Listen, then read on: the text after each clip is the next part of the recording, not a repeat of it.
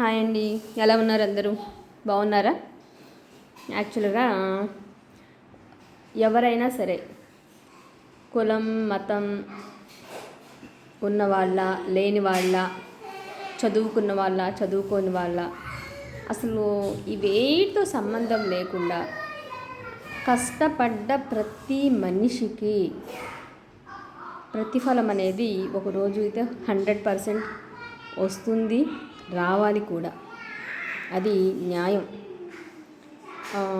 అలా వచ్చిన రోజు వాళ్ళు పడే ఆనందం ఉంటుంది చూసారా, చాలా సంతోషంగా ఉంటుంది.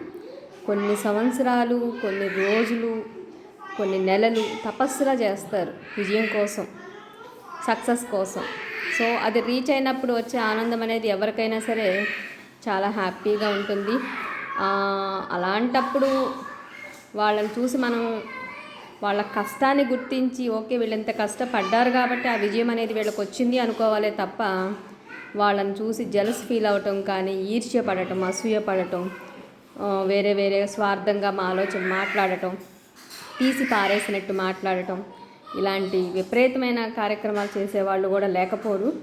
కానీ అలాంటివి చేస్తే మనుషులు అలాంటి విజయం అనేది మనకు తెలిసిన వాళ్ళల్లో, మన రిలేటివ్స్లో, మన ఫ్రెండ్స్లో మనం ఎక్కడైనా విన్నప్పుడు మనం విని హ్యాపీ ఫీల్ అయ్యి వాళ్ళకి హ్యాపీనెస్ పంచేలా ఉండాలి తప్ప వాళ్ళు బాధపడేలాగా మాత్రం మనం చేయకూడదు.